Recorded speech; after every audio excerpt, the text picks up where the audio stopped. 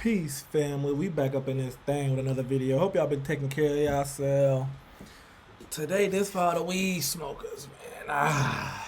What happens to your body when you smoke that pack? It's plant medicine. It's medicinal. It's legal in a bunch of states. But let's get straight into it. Let's see what they're talking about. It takes a couple of attempts, but you manage to spark up a lighter and hold it up steadily in front of your face.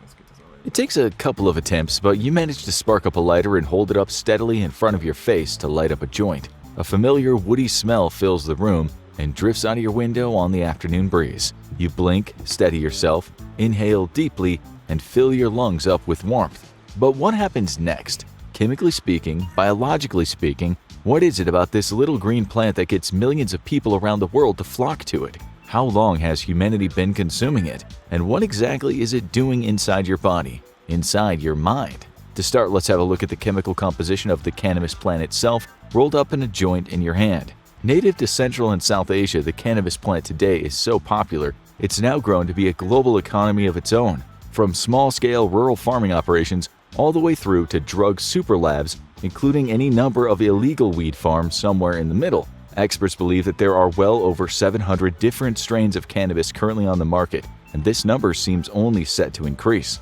Being able to identify which strain of weed you have in your hand can be very easy when buying from a legal dispensary, but if you live in a country or a state where marijuana is still criminalized, being able to verify exactly what it is you're smoking becomes more difficult. Looking down at the green mossy balls in your hand, do you know where in the world it's come from and what's inside it? Let's break it down a bit, or rather, grind it down. You've likely heard of the two most well-known active ingredients in cannabis. These are cannabidiol and tetrahydrocannabinol, or as you probably That's CBD. know them, CBD and THC. Over the last 10 years in the West in particular, CBD has been championed as a potential medical breakthrough. It's also been shown to have a calming effect on those with anxious disorders and is currently being tested as a treatment for psychosis, sleep disorders, muscle spasticity, and more. So before I started really getting with the plant medicine, I used to be on the CBD.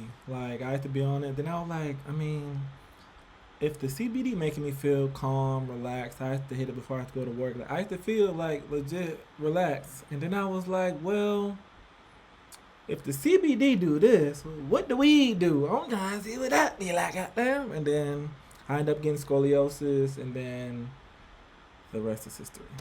Ads for CBD oil products popping up in your feed claiming that it can solve any number of ailments. Research is ongoing, however, results vary. In the case of curing cancer, for example, so far there's no evidence to support that CBD has any kind of effect on the disease, despite what people on the internet might be saying.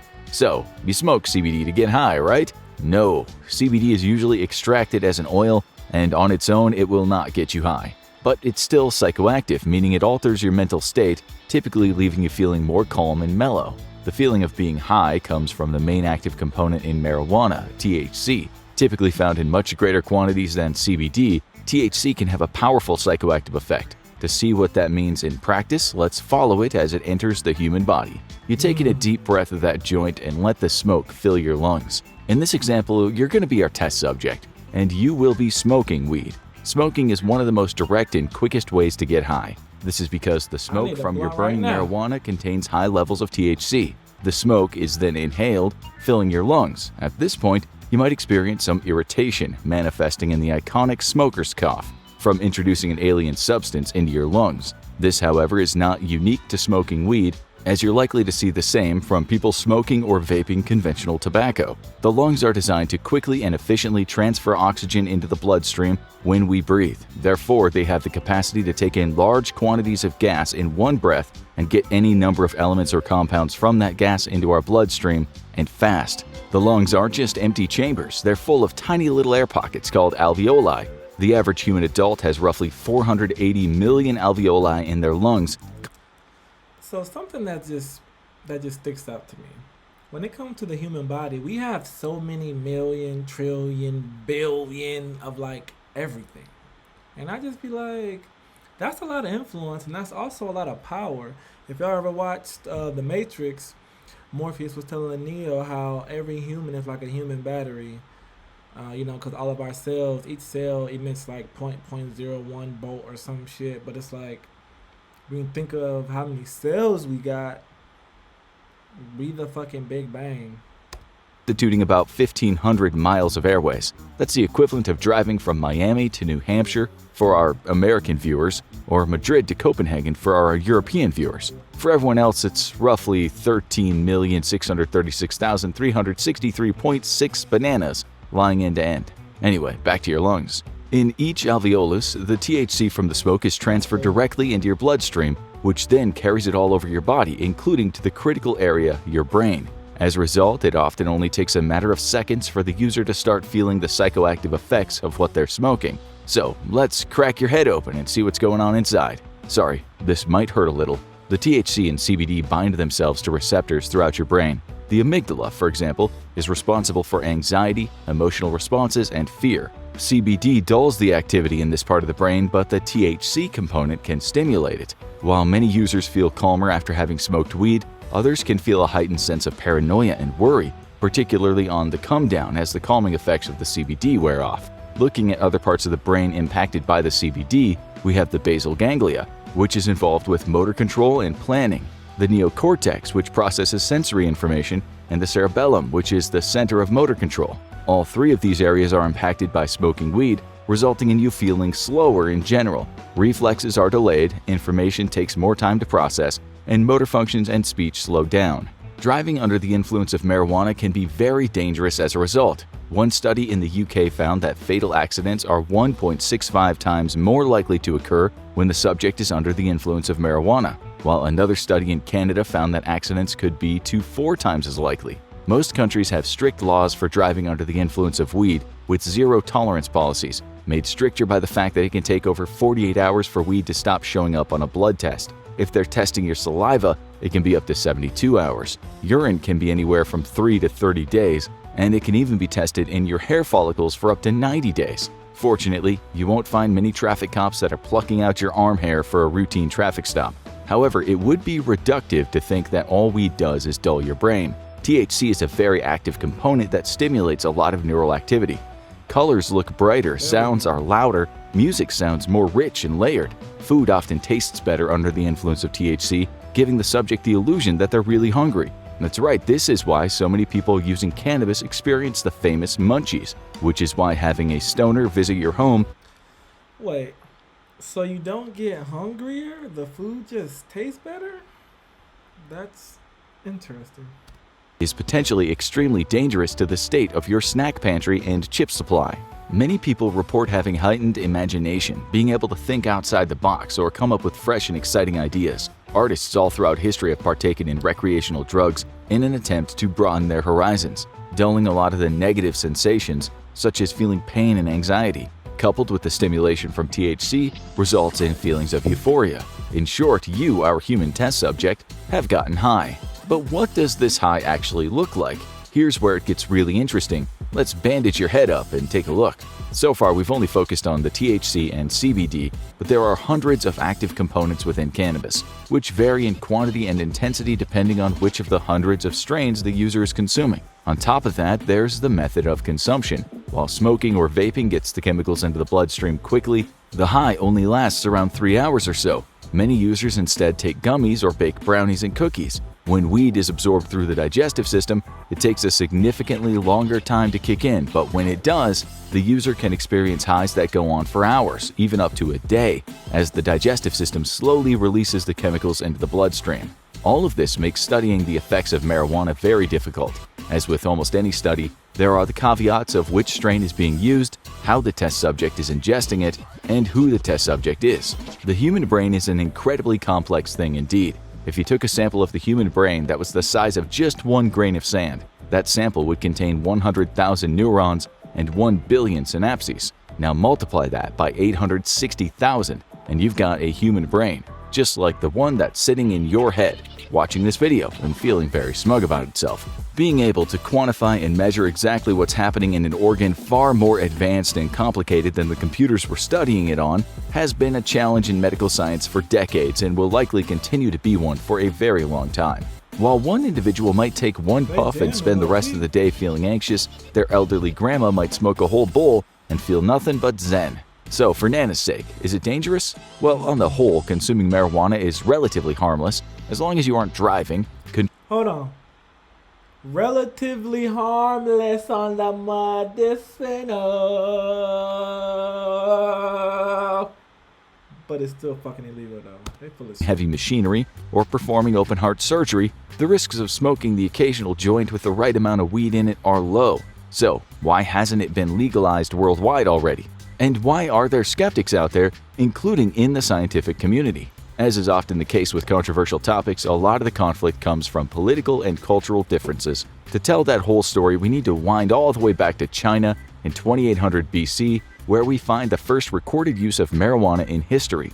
Even that long ago, the cannabis plant was being used for medicinal purposes. Emperor Shen Nung, considered by many to be the grandfather of medicine, recorded the plant in his writings as being particularly useful. From that point, records of cannabis spread throughout India, Syria, Greece, and Rome. Various healing properties have been ascribed to it over the years, including cures for inflammation, depression, arthritis, and even asthma. Of course, most early medicine is notoriously rather unreliable. We're looking at you, leeches and milk transfusions. But there's always been something about this little green plant that's captured the attention of doctors and pharmacologists throughout the centuries. Often there's a grain of truth to the mythology that has sprung up around the drug. In Hinduism, for example, the god Shiva is given the title of Lord of Bhang because cannabis is his favorite food. For centuries, many Hindus believed that if you were suffering from a fever, it was the god's hot breath of anger upon you. Rituals were conducted where you would be given a quantity of cannabis to consume so you would find favor with Shiva again, and your fever would pass. With modern medical science, we know that THC acts in the hypothalamus of the brain, reducing the body's temperature and therefore counteracting fevers. So, where did it all go wrong for weed's PR team? Why is it that many people in the West now include cannabis in the same conversation as crack, cocaine, and heroin, as opposed to paracetamol and penicillin? Well, medical marijuana was first introduced in the West in 1841 by William Brooke O'Shaughnessy, an Irish physician who spent years studying all kinds of different medicines. Hennessy, anybody? Hennessy? Yeah, but the real origins of the USA's problem with marijuana began 200 years before that, in the Jamestown colony in 1605. Dissatisfied with the return on investment they were seeing, the English, and King James I in particular, demanded the colony change up the crop they produced to hemp, a plant within the cannabis family. The crop was a massive success and became the key to the early expansion of the American colonial settlements. George Washington himself famously grew hemp as one of his 3 primary crops on Mount Vernon. The plant was used to manufacture ropes and fabrics, but following William Brooke O'Shaughnessy's findings from India, Americans began to experiment with the plant's medicinal properties.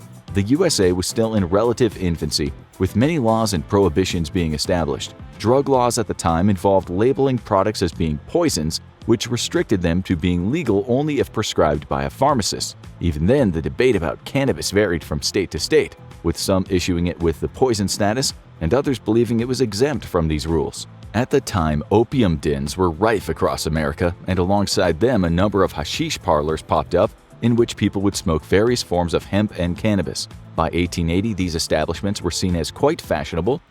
So when I just heard hashish, it made me think of shisha from the hookahs. I mean, it's a smoking spot, something that gets smoked. I'm sure it's a correlation. With many of the upper classes frequenting them. It's estimated that there were roughly 500 such parlors in New York City alone. The laws needed to be strengthened further still. Fraud and corruption were rife in the drug industry, with many falsely labeling their products for the sake of profit. The tighter that these restrictions got, the more people looked for loopholes. The government and the newly established Food and Drug Administration were pulling in different directions than a lot of the American public, who were looking to skirt prescriptions and drug laws in order to continue to get their highs. In the move to close the loopholes, cannabis was often grouped in with many of the much more addictive, much more harmful drugs that were plaguing the American population. The solution the American government came to was a zero-tolerance policy on recreational drug use, including the prohibition of alcohol and the criminalization of marijuana, which at the time they were spelling with an H. In 1971, President Nixon coined the term war on drugs, where he declared drug abuse to be public enemy. That nigga Nixon. That nigga diabolical. War on drugs, aka war on naggers.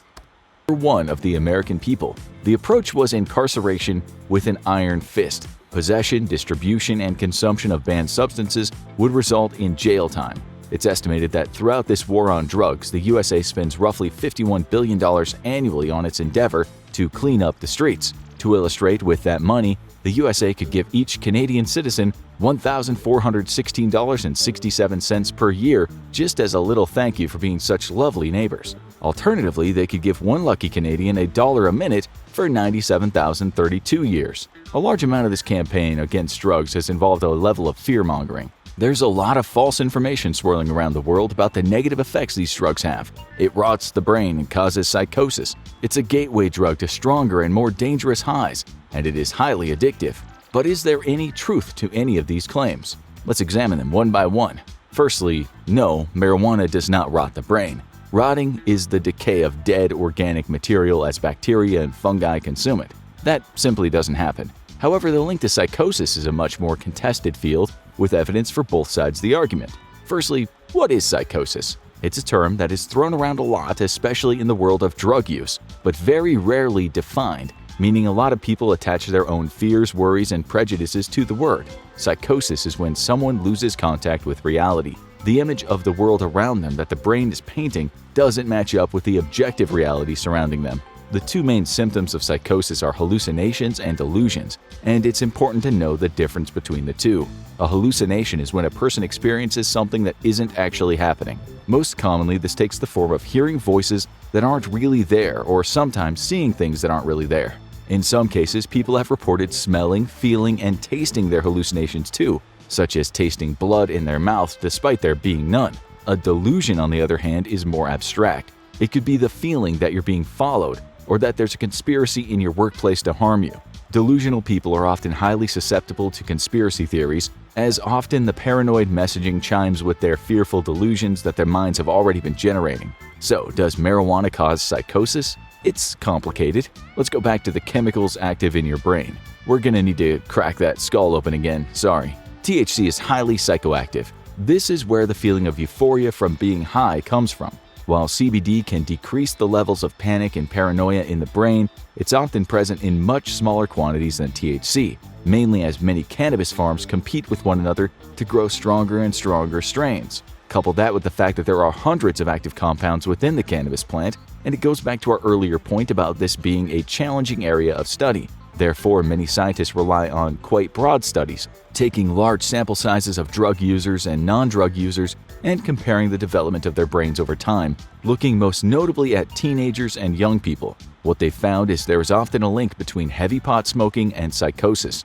There are cases of people living with schizophrenia and bipolar disorders where the heavy use of marijuana is linked to the onset of those symptoms. What has not been proven, however, is that weed was the cause. Most scientists believe that weed can, in some cases, accelerate the development of underlying psychotic disorders. The brain is a very complex and delicate thing. If somebody has an underlying psychotic condition, then the consumption of drugs that alters their state of mind and heightens activities within certain sections of the brain can naturally lead to an exacerbation of those symptoms. Schizophrenia is believed to affect 1 in 300 people, while bipolar disorder affects 1 in 100. While these are quite small percentages, they are not insignificant. THC does carry the risk of triggering a psychotic episode if you're genetically predisposed to having a psychotic condition. The chances are very low and won't affect the majority of the population, but they are still there. Next, is it a gateway drug? The experience of a chemical buzz in the brain is a sensation that many of us try to chase in our lives.